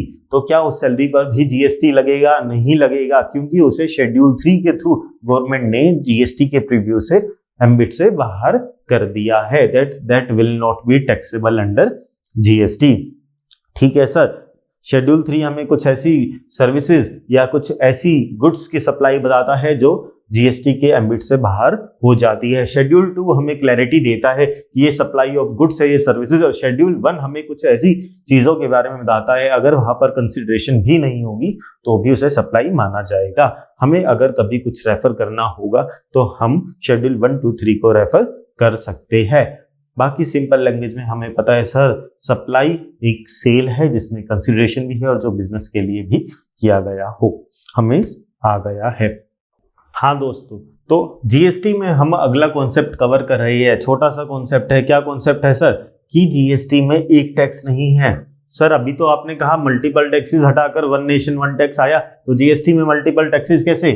जीएसटी के अंदर मल्टीपल टैक्सेस है, जैसे कि CGST, SGST, UTGST, IGST. Sir ये तो मल्टीपल टैक्सेस हो गए हैं, लेकिन इन सबको मिलाकर एक ही टैक्स बनता है जीएसटी। तो ये काफी सिंपल है, हम बस इसे समझने की कोशिश करते हैं।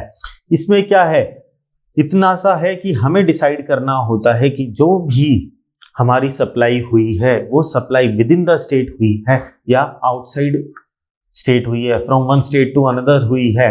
तो हम ये कैसे डिसाइड कर सकते हैं? ये ऐसे डिसाइड कर सकते हैं, हमें सिर्फ 2 चीजें देखनी है, सिर्फ एक पैरामीटर देखना है। क्या पैरामीटर है उनमें? क्या 2 चीजें हैं कि लोकेशन ऑफ द सप्लायर क्या है, सप्लायर कहाँ लोकेटेड है। जैसे कि अगर एक सप्लायर आपका दिल्ली में लोकेटेड है, आप दिल्ली जाते हो, आप कहते हो कि मुझे लैपटॉप चाहिए, आप लैपटॉप खरीद लेते हो और उसे कहते हो कि जो लैपटॉप की डिलीवरी है वो मेरे गुड़गांव वाले घर पर कर देना, तो उसमें प्लेस ऑफ सप्लाई कहाँ हुई? डिलीवरी कहाँ हुई? गुड्स की सप्लाई हुई, गुड्स की डिलीवरी हुई, यानी कि गुड्स की सप्लाई हुई, गुड्स की सेल्स हुई कहाँ? हरियाणा के अंदर। लोकेशन कहाँ था? दिल्ली के अंदर। और सप्लाई कहाँ हुई? हरियाणा के अंदर। तो ये क्या हुई? ये हुई इंटर स्टेट सप्लाई। अगर ये दोनों अलग अलग स्टेट में है तो क्या होगी? वो होगी इंटर स्टेट सप्लाई, यानी supply from one state to another state. और क्या लगाना होगा आपको? जीएसटी, क्योंकि आपने लैपटॉप खरीदा है तो आपको लगेगा 28% से जीएसटी। ठीक है सर, ये तो सिंगल ही टैक्स हुआ, आईजीएसटी बोल दिया बस आपने जीएसटी को, बिल्कुल मैंने बस जीएसटी को आईजीएसटी का नाम दे दिया है। आईजीएसटी क्या है? आईजीएसटी है इंटीग्रेटेड जीएसटी। ये लगता है इंटर स्टेट सप्लाई में, supply which is made from one state to another state. Sir लेकिन अगर मैं भी दिल्ली में ही रहता और मैंने दिल्ली के अंदर ही डिलीवरी ली होती तो क्या होता? तो वो बनता intra state supplies, that is called intra state supply, यानी कि with in the state supply हुई है। सप्लायर कहाँ है? सप्लायर भी दिल्ली के अंदर है। और सप्लाई इफेक्ट कहाँ हुई है? सप्लाई हुई कहाँ है? गुड्स कहाँ डिलीवर हुए? वो भी दिल्ली के अंदर ही डिलीवर हुए हैं। तो हमें क्या टैक्स देना होगा? इसमें गवर्नमेंट कहती है, क्योंकि जो जीएसटी है कंजम्पशन बेस्ड टैक्स, जहां कंजम्पशन हुई है वहां टैक्स लगना चाहिए, वहां की गवर्नमेंट को टैक्स मिलना चाहिए। तो गवर्नमेंट कहती है इस टैक्स को दो पार्ट में बांट दो। इस टैक्स को आप जो 28% टैक्स देने वाले थे उसे 14% प्लस 14%, 14% प्लस 14% टैक्स दो पार्ट्स में दे दीजिए। फर्स्ट 14% कहा जाएगा, फर्स्ट 14% कहलाएगा सीजीएसटी यानी सेंट्रल गवर्नमेंट का जीएसटी। दूसरा 14% कहा जाएगा, दूसरा 14% जाएगा स्टेट जीएसटी में यानी एसटी जीएसटी में, या फिर यूनियन टेरिटरी जीएसटी यानी यूटी जीएसटी में। तो सर लगा तो जीएसटी ही 28% से, बस फर्क क्या हुआ? सिर्फ इतना सा डिफरेंस हुआ कि आपने उस टैक्स को, अगर वो with in the state supply हुई है तो टैक्स को दो पार्ट्स में डिवाइड कर दिया है। फर्स्ट टैक्स गया है सेंट्रल गवर्नमेंट के पास as CGST and second tax हम डिपॉजिट करवाएंगे as SGST to the state government. तो क्या सर आईजीएसटी एक्ट में कंजप्शन जो हरियाणा के अंदर हुई थी तो सारा टैक्स कहा जाएगा 28% टैक्स एक बार के लिए जाएगा सेंट्रल गवर्नमेंट के पास एंड देन सेंट्रल गवर्नमेंट उस टैक्स को ऑटोमेटिकली सेटल कर लेगी विद द कंजम्पशन वाले स्टेट से।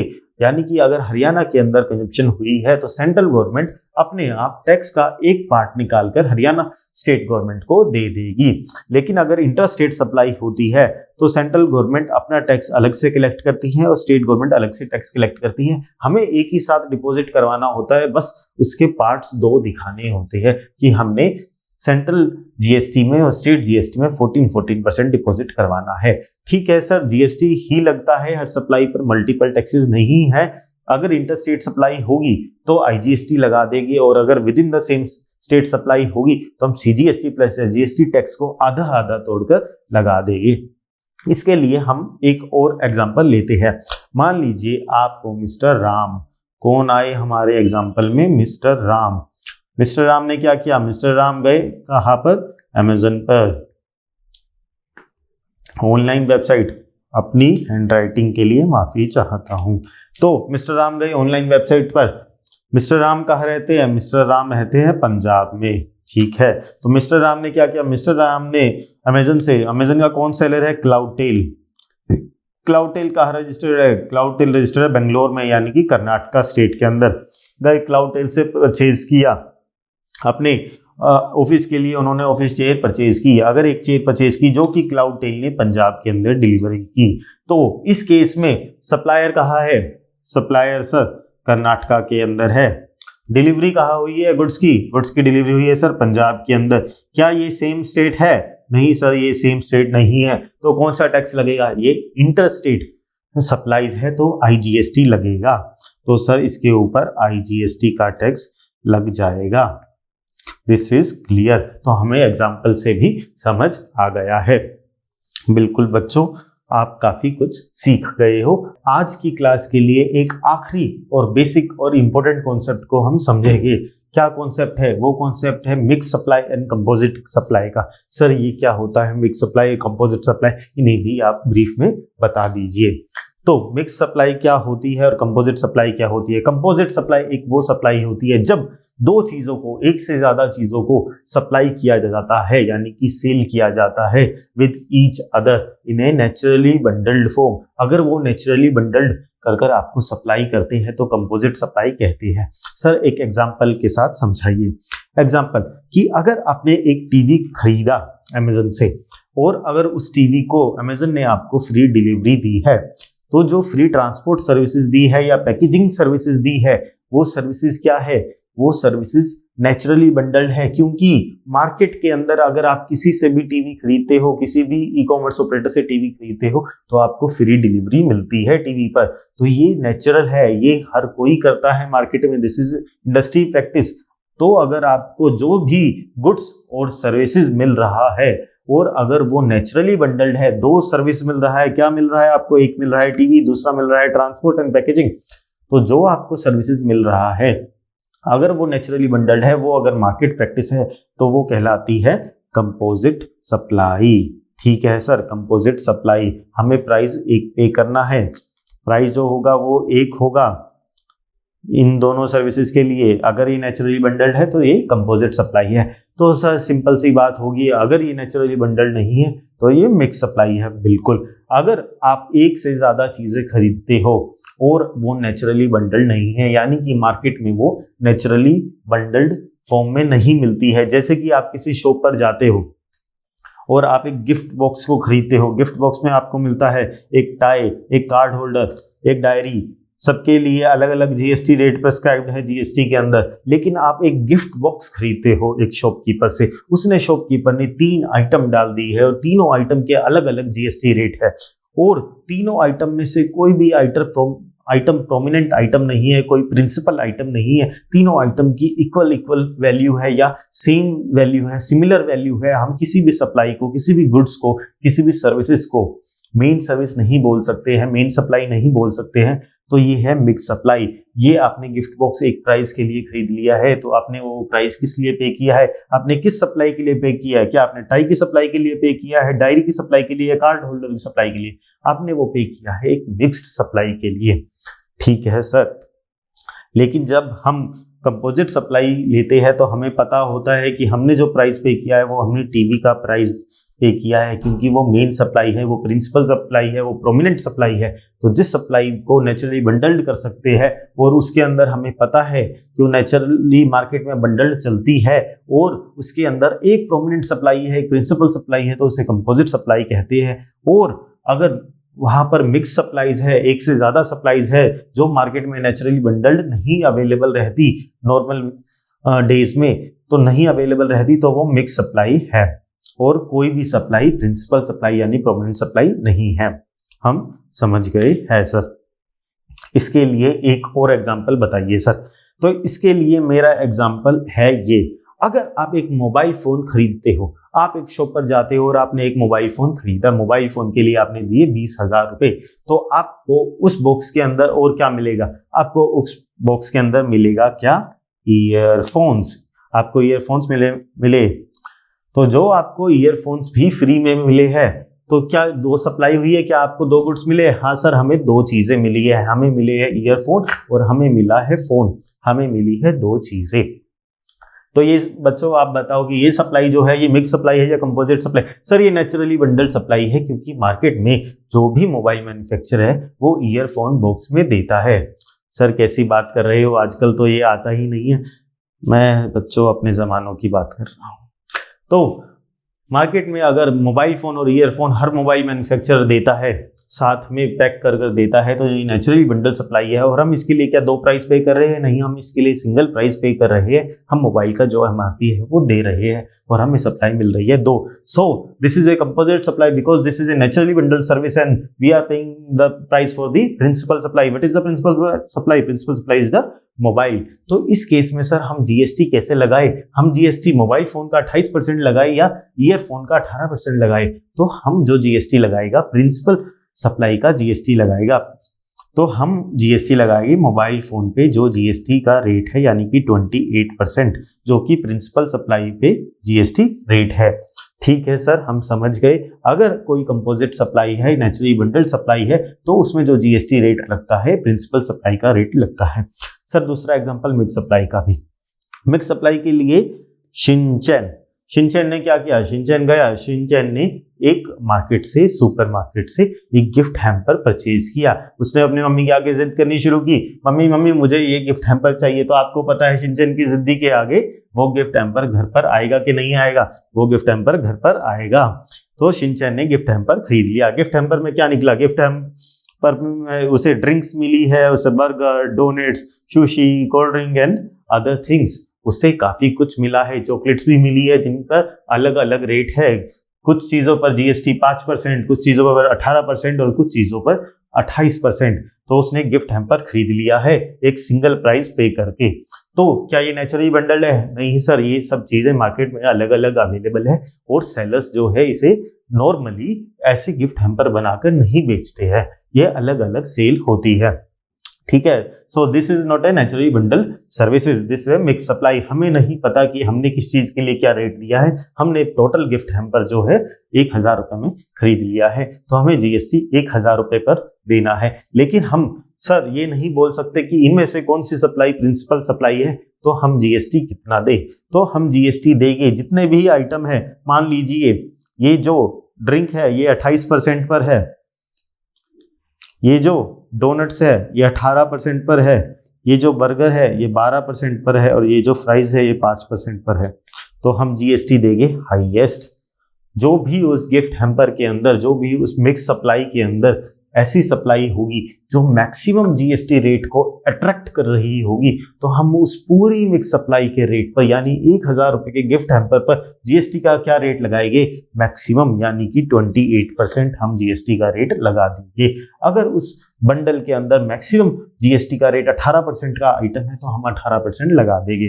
ठीक है सर, कंपोजिट सप्लाई क्या होती है? कंपोजिट सप्लाई वो सप्लाई होती है जो नेचुरली बंडल्ड होती है और उसमें एक प्रिंसिपल सप्लाई होती है और उसमें जीएसटी का रेट वो रेट होता है जो प्रिंसिपल सप्लाई का रेट होता है। मिक्स सप्लाई क्या होती है?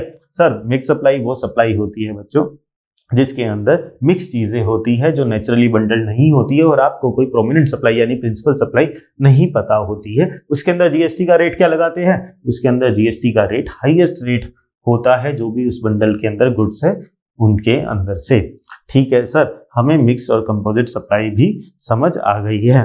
तो सर आज हमने क्या क्या सीखा? आज हमने सीखा है जीएसटी के बेसिक कॉन्सेप्ट्स के बारे में। जीएसटी क्या होता है, जीएसटी कैसे फंक्शन करता है, इनपुट टैक्स क्रेडिट क्या होता है, हमने सीखा है मिक्स सप्लाई क्या होती है, कंपोजिट सप्लाई क्या होती है, हमने सीखा है ABCD ऑफ जीएसटी यानी कि basic definitions of GST, consideration क्या होता है, इंट्रास्टेट सप्लाईज क्या होती है, आईजीएसटी कब लगता है, सीजीएसटी और एसजीएसटी कब लगता है। ठीक है सर, हमने बेसिक्स ऑफ जीएसटी सीख लिए हैं और हम अब इस क्लास को खत्म करेंगे।